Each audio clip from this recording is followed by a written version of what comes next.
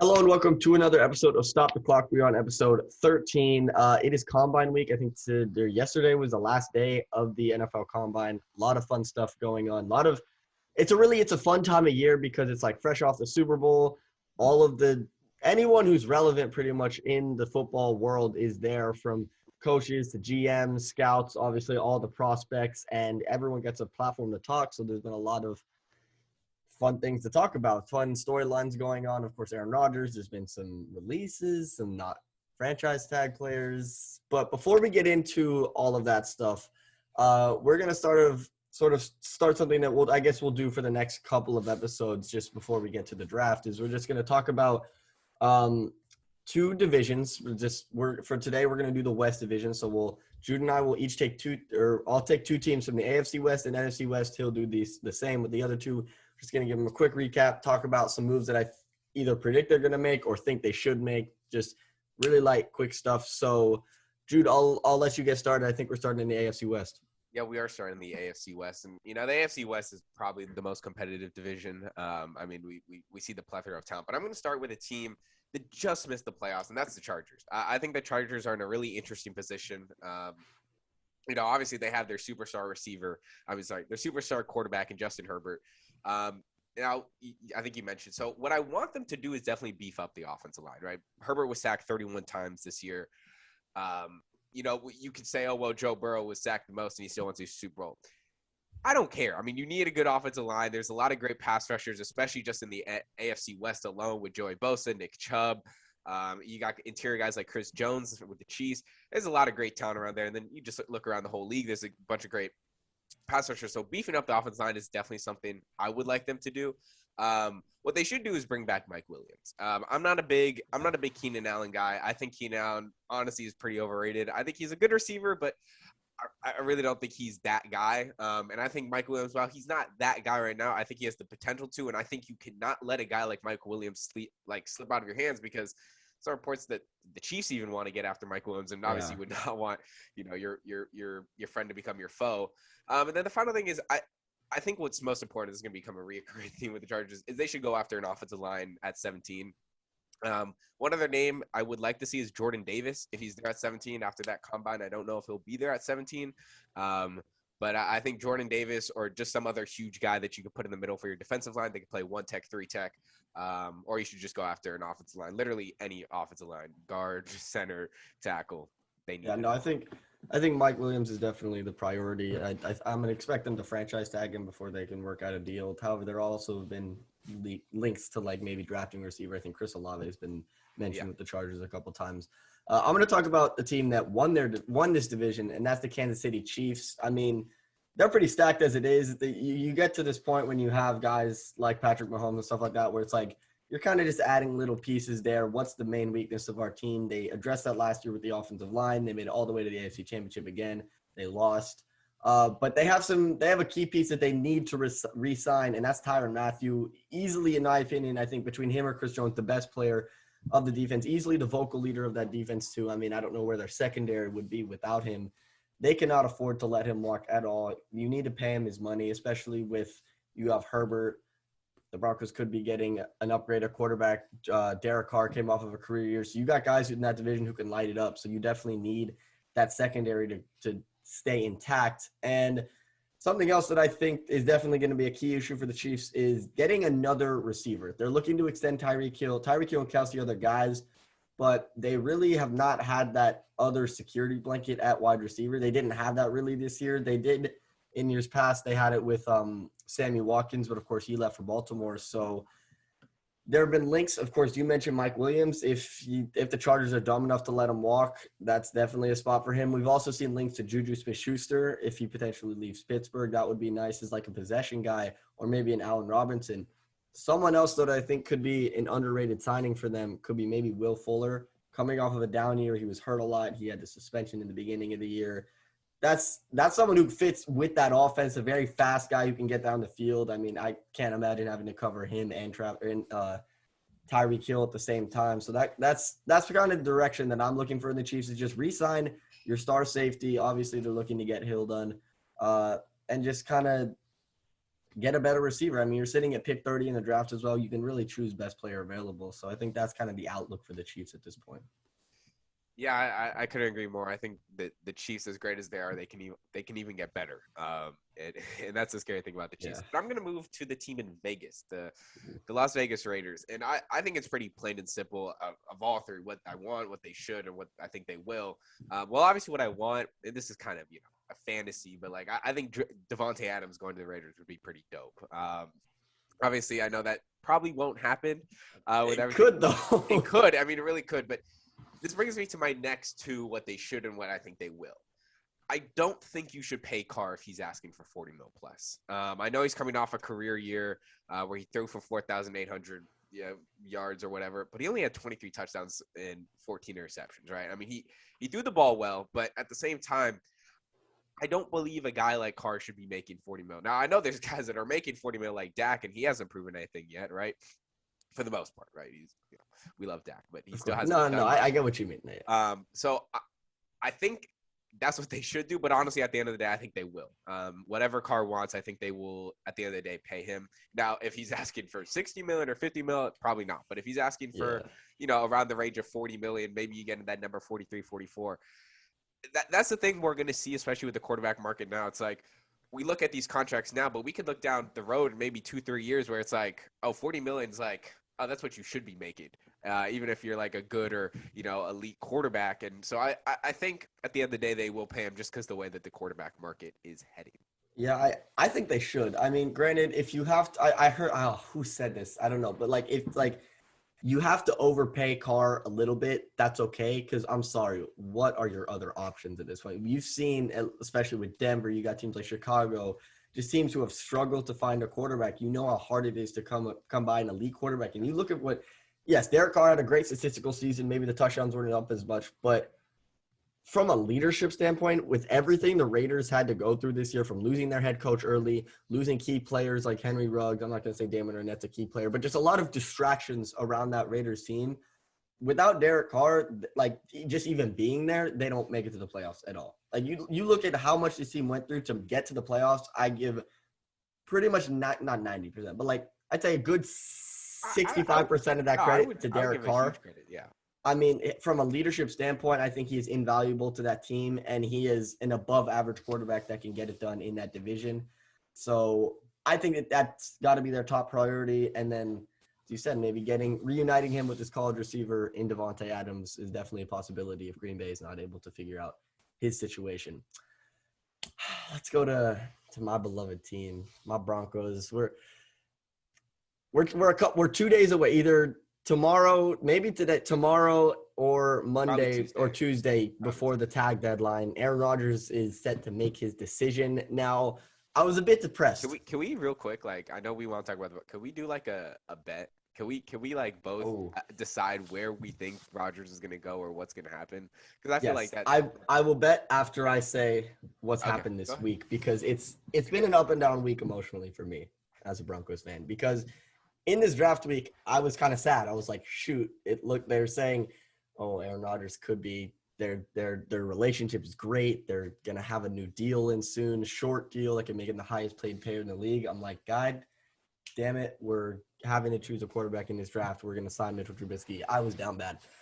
But then reports came out saying that he was still pretty torn between leaving Green Bay and staying, which I guess rules out retirement for him. So yay. But hope has been instilled in the hearts of Denver Broncos fans. Quarterback is their number one choice.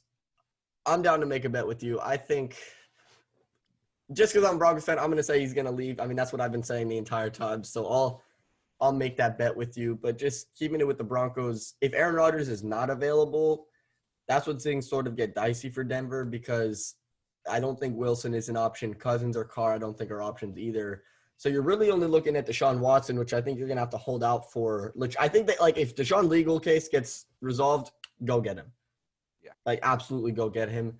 But if that's not the case, I think what you're looking at here is sticking with Drew Lock and then drafting one of these guys in either the first or second round at quarterback for the Broncos, which Could be shaky because this is not the strongest quarterback class, as we know. I mean, I think a guy that I look at that would be my best scenario for the Broncos if they don't get a big name at the quarterback position, I'm going to say Malik Willis. I think he showed the most at that combine. Of course, there's also Kenny Pickett as well. But I think Malik Willis, in terms of his upside, his athletic ability, the cannon that he showed off at the combine, I think having that behind Drew Lock is probably the best option. I mean, we're in a different situation because we haven't had an offensive coach in Denver since Gary Kubiak when we won the Super Bowl. So I think having Nathaniel Hackett definitely makes me feel better about drafting a younger guy. But you still got to swing big and try and get Aaron Rodgers or Deshaun Watson. Yeah, I think where the Broncos is interested in, and we'll continue with this bet because I personally think after all this is done, and I hate to crush your hopes, something just tells me he's going to stay. And obviously, it would be great to see him, go play in the AFC West where every one of those, divisional games would be competitive as hell. I mean, every game. You could make a case to put every single AFC West game on prime time if Aaron Rodgers is the quarterback. I mean, you honestly could. You really could. I mean, every game would be spectacular. But something just tells me, man, it's like if he would have left, he would have left by now. And I know he's pretty torn, but I just feel like, look, once again, they just had another playoff exit in the divisional round. It's like, I don't know. I feel like Aaron Rodgers is the guy that, he probably takes his time, but I feel like by now we would have known if, like, he really wanted to leave. So that's just my gut feeling. But we're going to change over to the NFC West. Of course. Because I think that's probably the next closest competitive division. I think it's both West divisions, and then I think you got to look at the AFC North as well. Those are the top three most competitive for sure. Yeah. But I'm going to start with the 49ers because obviously the 49ers are coming off, a pretty great playoff run. Obviously, it ended early in LA in the championship game. But I think there's some things that I really want the Niners to do, but I really think they can. Yeah, I mean, they're still a playoff contender. I think the first thing I want them to do is find a trade suitor for Jimmy G. I think it's finally time to call it quits on that era. And I think what you could do with Jimmy G is a lot. I think there's a lot of teams that are looking at Jimmy G and say, okay, this guy's, he could be a valuable starter. He can win us some playoff games. And I think that's what teams are going to look at. You have teams like the Steelers. You have Tampa Bay. Maybe you could even put the Broncos in that situation if they don't get, that would be great for you. But I'd rather have like Jimmy G or maybe even a Carson Wentz over Drew Lock at this point, but I wouldn't give up a second rounder, which I think that's probably the value that Jimmy G is going to be at right now. Well, I'm saying there's probably more, desperate teams that are looking at it like, I agree. Want Jimmy G. So I think finding a trade suitor for Jimmy G would be top of priority because then you could bring back some picks that you've already given away for Lance. Obviously, I don't think you're getting a first round for Jimmy G, but, building up some picks. What they should do, besides trade Jimmy G, because I feel like that's boring if I put it in the same sentence, they should upgrade the secondary, both in the free agency and draft. Obviously, we'll talk about J.C. Jackson in a bit, but there's plenty of guys in this secondary and this free agency I look at and say, yeah, these are some ballers out there, and they could go get it. And then you even look in the draft, guys like, I know they're not picking as high, but there's still a plethora of talent, especially for the defensive backs. I think this year, even top two with Derek Singletary and Sauce Gardner, who they probably won't get. But and then finally, what I think they would do, I think they're going to trade Jimmy G. I think you got to hand the keys over to Trey Lance. You can't have him sit on the bench for too long.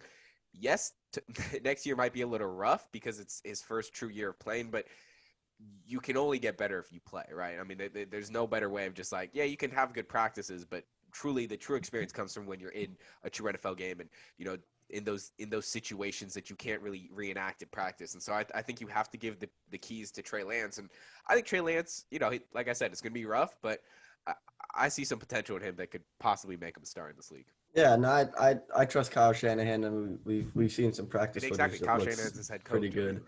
Yeah, but let's go on to the team that beat them in the NFC Championship game and ended up winning the Super Bowl. That's the Los Angeles Rams. I mean, they're on top of the world right now. They just won the Super Bowl. However, they still have despite winning the Super Bowl, they still have a crap ton of questions. Like, Sean McVay's coaching staff lost a lot of pieces. A lot of guys left. I think he lost all three of his main coordinators. Two of them went to Denver. One of them, and Kevin O'Connell, went to coach the Vikings as their head coach. But Sean McVay is staying. I think we can rule out any chances of him leaving. He turned down a lot of money to go broadcast, but he's staying in LA. I think Aaron Donald likely stays. I think this whole ploy that he could retire is more just to get a new contract. I mean, he's the best player in football. He should be paid like that. I agree. I think this is more to sort of get more money, in my opinion. But I think stars they need to resign. They need to resign Odell Beckham Jr. They need to resign Von Miller. I mean, can you imagine, though, this offense at full capacity, fully healthy? Matthew Stafford at quarterback. Cam Akers will actually have a full offseason to rehab, and not rehab because he's back, but like get back into the swing of things instead of just being thrown into the playoff game. You'll have Cooper Kupp, obviously, Tyler Higbee, Robert Woods, and Odell Beckham. That offense could be scary. I think you also need to convince Andrew Whitworth to come back. The Rams need to reload. I don't think this is a rebuild situation. I think this is a reload situation. If you can sign those necessary stars back, at least get one of them. Maybe you don't need Von Miller to get back because you still have Leonard Floyd and Aaron Donald. I think getting Von Miller back is more important for keeping Aaron Donald, in my opinion, but you definitely need to get Odell Beckham Jr. to come back because that offense took form when he got there. So I think it's just keeping everyone together. Sort of follow the Tampa Bay mold. Just try and keep everyone together, and I think the Rams can get a really good crack at it next year as well. Yeah, I mean, I think if the Rams are able to do that, they got to be top 3 in Super Bowl contention, if not number 1, ready it back. We'll boost it over to a team in Seattle. Seattle's had their own problems this season and for the past few years. I think what I really want them to do is re-sign their only kind of good piece on defense, Quandre Diggs. He had 94 tackles this year. What? Bobby Wagner. Well, maybe not the best, but one of the best, I should say. At least the best safety.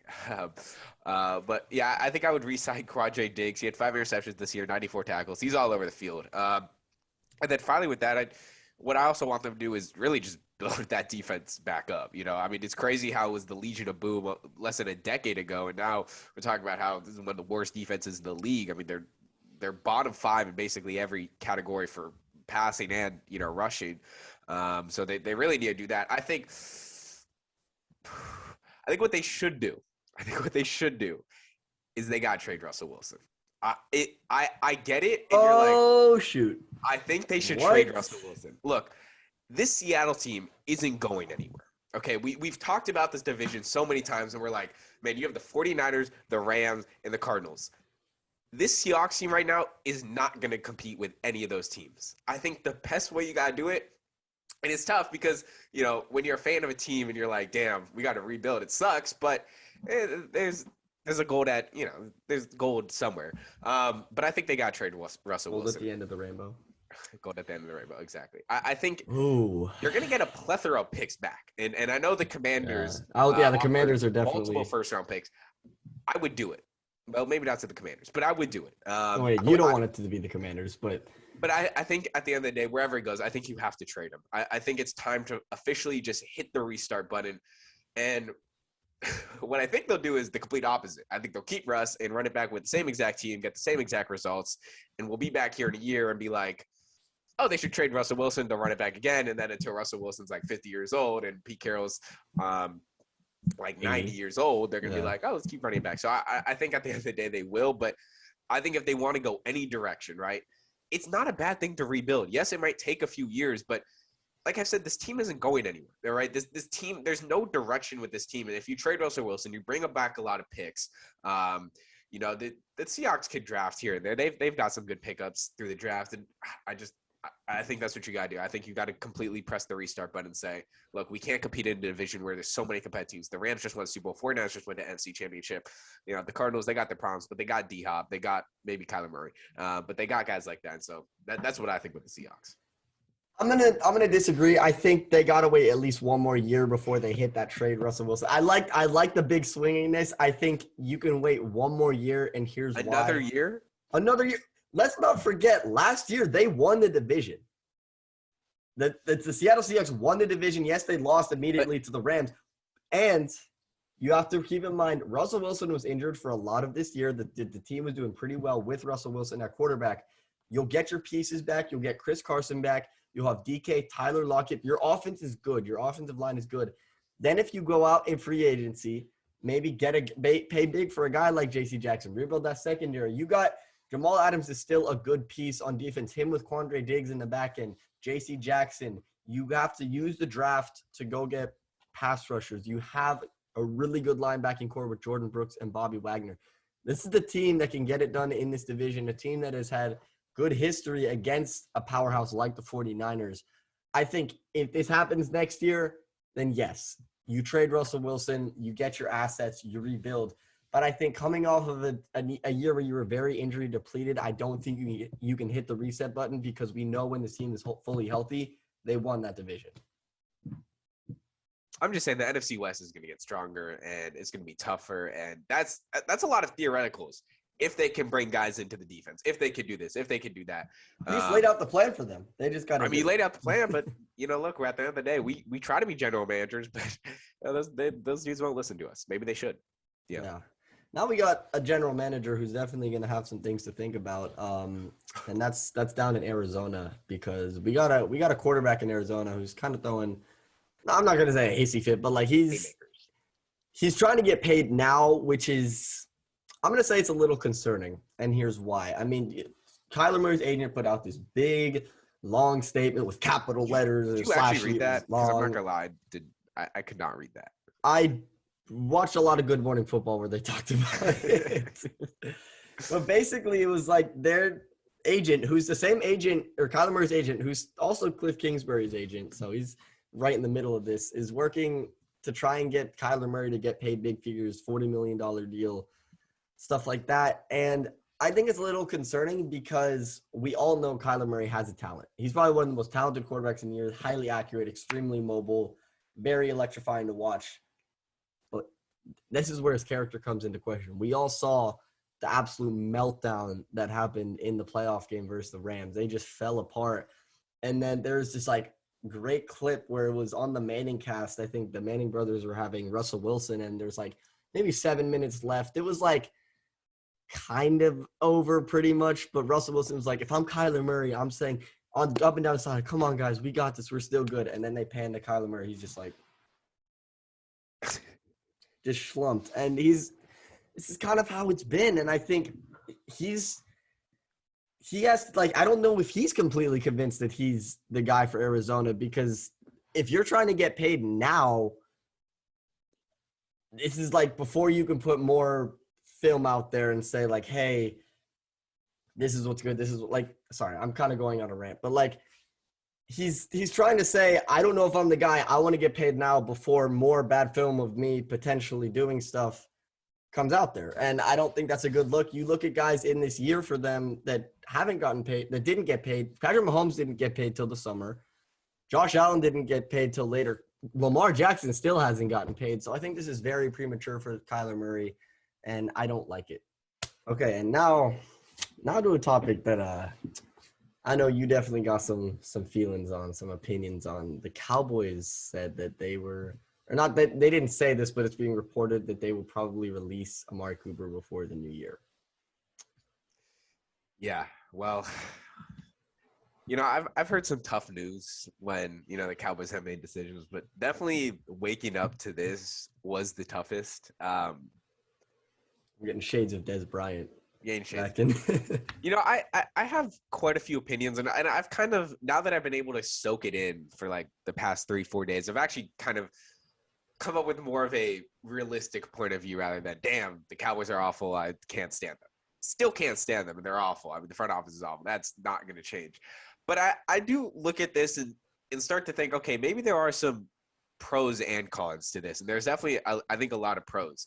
Obviously, Amari Cooper, he's heading to his third year of his $100 million contract, $20 million each year, which is right now making him the fourth highest paid receiver. He's making more than Tyreek Hill, Cooper Kupp, and Devontae Adams, not all together. But Devontae Adams will change soon. Devontae Adams will change soon, obviously. Has this play translated to the fourth best receiver? No. And I think that's the biggest thing where I look and, he's the fourth highest paid receiver, but he really hasn't shown the production. Now, is that production all his fault, right? This year he was 38th in targets among all NFL receivers. And so I look at that and say, okay, well, he's not playing like a top 4 receiver, but he's also not getting the shares, the ball that he deserves. I mean, games that I've seen that when he got a lot of targets, the Minnesota game and the Tampa Bay game are the two games I look at and say, Dude got like 10 plus targets and he had 100 yards in both of those games. Why don't we do that every time? And I think there's fault for both sides. I think we look at Amari Cooper, we say, look, he's a fantastic receiver, but there have been concerns about obviously the nagging injuries. That's not going away, right? He's dealt with injuries since he was in Oakland, and even with the Cowboys, he's dealt with a plethora of injuries. He's been able to play through them, but that also meant he hasn't been able to play full strength. So look at the pros and cons, and I made a small list because I feel like pros and cons are the best list ever. Here are the pros that I think. One, you save $16 million in cap space, which I think is very crucial. And I'll get into that in a second of why I think that's important. I think the biggest one is you make CeeDee Lamb the true number one. And it's been talked about where it's like we look at last year and we say, okay, well, Amari Cooper's our number one, but CeeDee's kind of our more number one because he just, he makes those plays. But now I think if Amari Cooper leaves, you then give the ball to CeeDee Lamb and you're like, all right, this dude is legitimately the number one guy. We're giving you the keys. You go do what you want to do. Because not that he was restricted with Dallas, but, it was like he has to kind of share those number one targets with Amari Cooper. But as we've seen, Amari Cooper really wasn't getting targets. And I think the last kind of big pros, you get 2 for 1, right? If Amari Cooper walks out the door, you're able to get Michael Gallup and Cedric Wilson back on the team, which are 2 both viable receivers in my eyes that I think are very good. And just I'll let you chime in, but I want to look at the cons real quick. And I think the biggest con is you lose a remarkable route run, right? Amari Cooper is without a doubt a top 5 route runner in my eyes. You could say whatever you want about him. He's not, it's debatable top 5. Yeah. But he's able to generate a lot of separation. And to me, that's a big thing when you look at a receiver, especially one that's not like a Tyreek Hill type of speed, right? You lose a true threat on the Cowboys offense. And we'll talk more about that when I hear your opinion. And then I think you lose a good character in a player. And that's always important. I think Amari Cooper is a good dude. He's always stood by the Cowboys. He even took less money to come back to the Cowboys when he was getting that $100 million deal. So that kind of showed his good character side. But I'll let you chime in and then I'll come back. Yeah, I think there's definitely pros and cons for sure. I mean, he definitely had a down year this year. I mean, he had 68 catches, 865 yards, 8 touchdowns, which you look at that, it's like, oh, those are pretty good numbers. Not when you're getting paid $100 million. Not when you're the 4th highest paid receiver. Exactly. It's just, I mean, you talk about his targets. He had 104, which was his second fewest targets in a season as a pro. So it's like, is it his fault that he's not getting the production? Is it the Cowboys' fault that they're not giving him the ball? But you look at like when you say like, oh, CeeDee Lamb is now going to get the chance to be the true number one. This year, I think he already was. I mean, he far and away surpassed him in yards this year and receptions. So I think I just don't like you look at teams like the Chargers where you have Mike Williams and Keenan Allen, or the Bengals with Joe Burrow with Jamar Chase and T. Higgins. Those are the only 2 teams that were able to have 2 1,000-yard receivers this year. I seriously do not think there is an excuse for why the CeeDee and Amari should both not have 1,000 yards this season. You have a $40 million quarterback who has proven to statistically be able to put up those kind of numbers. And you have 2 very good top 20 receivers in this league. And it's a real shame because I think this doesn't help Dallas. I mean, Dallas is coming off of a playoff game where they only put up, 16, 17 points. Amari Cooper scored one of those touchdowns for Dallas, too. So it's like, and what are you doing this for? So you can sign Michael Gallup, who has had injury history and is coming off of a torn ACL and is not as good, in my opinion, as Amari Cooper. Yes, when you look at the money, and I'll let you get to your point, but when you look at the money, it does make sense. I mean, if they don't release him before March 20th, they owe him $20 million. I mean, this would reduce – the Cowboys are projected to be $21 million over the cap. Releasing him would reduce his cap hit to $6 million. So financially, it makes sense. But as a team, I don't like it. Okay, so this is where because I wanted you to bring up this point, and I think this is a very important point to bring up. Look, like you talked about, Amari Cooper, there's no doubt that Amari Cooper and CeeDee Lamb should have not been both 1,000-yard receivers. That falls on Kellen Moore. That falls a little bit on, I don't want to say Dak, but it does fall a little bit on Dak. He did overthrow his receivers at times, which for $40 million you shouldn't be doing. But the point is, with the $16 million free in cap space, this is where I could see it as a blessing in disguise, right? Yes, you're losing a phenomenal receiver in Amari Cooper, and like we've alluded to, his route running. But I think what's most important about when they do this or when they eventually cut him, which will be a very sad day, is how the Cowboys plan to spend it.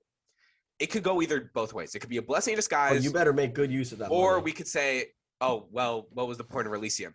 If the Cowboys are able to go out in free agency, get at least a very solid offensive line, like a guy like Ryan Jensen, who I think could play, is a really good center for Tampa Bay, and you re-sign guys like Jaron Kearse, Malik Hooker, and Brent Urban, who are three guys I really like on the defense, and you don't overpay for Dalton Schultz, because I like Schultz, but there's a lot of guys like him. I think it's more of like the scheme that he's in. I don't think Schultz, if he goes and chases the money, he's not going to be good. He's not going to be good. If he stays in Dallas, takes a cheaper deal, I think he's going to be productive, but he's not, this idea that he's so good is I hate to say it's not true. He's just as good as Schultz has been, I don't think he should be made a priority this offseason. No, and that's what I'm saying. Even franchise tagging him, you're giving him a lot of money on that franchise tag. If you can get him back, great. He was a solid weapon for you guys, a really nice security blanket, but you can find cheaper options than Dalton Schultz who can still get it done, whether in the draft or he's replaceable. And I agree. To say it, but he's just more of a scheme tight end than, it kind of reminds me of Robert Tonyan. Like Robert Tonyan had a breakout year and then didn't do anything this year, and it was in the same scheme. So, exactly. But that's why I was trying to allude to with look, the Cowboys could make this, a wonderful offseason if they just make the right moves. If they re-sign, not remarkable names, but Jaron Kearse, Malik Hooker, Brent Urban, go out, get some offensive line, maybe even get a secondary player in free agency. I see that's where it's like a blessing in disguise, or they could overpay for Schultz and waste all that money on meaningless players who won't really impact the team. And I'll break it to one last point before we move on. I know I'm talking a lot, but I think the final point is I want to go back to this season between weeks 11 and 12 when the Cowboys played the Chiefs and the Raiders, and Amari Cooper was out for both of those games. And I want to bring that point up because I think it's going to be something that's going to be talked about this offseason. People are going to say, look, the Cowboys went 0-2. The offense looked dead. Nothing was happening. There was obviously, people – you could see how much that Cowboys offense was missing Amari Cooper because teams are really just like, okay, well, you don't got Amari Cooper. Like, we don't got to worry. And so I look at it and say – yes, you could look at it from the negative perspective and say, CeeDee Lamb was also out, right, for those two games. He was out for the Raiders game. He had a concussion. But I still want to look at that and say, you can look at it as a negative and say, okay, yeah, Cooper was out. Cooper was out. This guy was obviously going to be bad because we just saw in the two-game sample, the Cowboys went 0-2. The offense was dead. They couldn't do anything. But I say, let's just look at the offseason. The Cowboys have the whole offseason. They're going to have time to prepare without Coop if he continues to not be on this team. They're going to have a whole offseason. So that's just the last thing I wanted to bring up where it's like, yes, the Cowboys offense wasn't great without Amari Cooper, but they only had a week to prepare without their star receiver. Now they're going to have a whole offseason and really make CeeDee the number one guy, make Michael Gallup, get John Mechie in the third round, and really make this team good offensively. But that's my whole Cooper rant. And I hope so. I mean, I think, like you said, like they better use the money that they're saving and put it to good use. Because that's the most important thing. You're losing a good asset in Amari Cooper. All right, one last topic before we wrap up. Another team that is not willing to pay big money. It's kind of a different situation, but the Patriots are looking like they're going to let J.C. Jackson walk in free agency. And in my opinion, this might be a little high for some people. J.C. Jackson, in my opinion, is a top 3 corner in the NFL. I think it's Jalen Ramsey, Jair Alexander, and J.C. Jackson. I mean, J.C. Jackson has looked the part. He had 8 picks this year and 23 pass deflections. He, in the last 3 seasons, has a league-leading 22 interceptions. So, and on top of this, he also doesn't give up as many yards for the amount of – I know that's going to be your point if you draw digs into this. But he doesn't give up as many yards. But he wants Jalen Ramsey type of money, which I think he absolutely deserves. And I guess the Patriots weren't willing to pay him, which I thought was weird because they didn't want to pay Gilmore either, and that's why they traded him. And I thought it was to pay J.C. Jackson because I thought they were better off there. But apparently they're letting him walk. So I don't love this for New England because I think that defense is going to take a big hit. But I'm more interested to see where J.C. Jackson winds up. I think, kind of 2 teams that we've already talked about in this podcast, and that's the Seahawks and the Niners as potential options for J.C. Jackson. I mean, can you imagine that Niners defense with Nick Bosa and Arik Armstead and all those guys rushing the passer and then J.C. Jackson in the back end? That's dangerous right there. They have Jaquez start dropping interceptions. But I think that this came as a surprise. I mean, J.C. Jackson, I mean, it's like, how do you not tag this dude? You know, maybe you're going to have problems and he's going to be like, well, I'm holding out. But, I mean, you're losing, like you said, a top 3 corner in this league.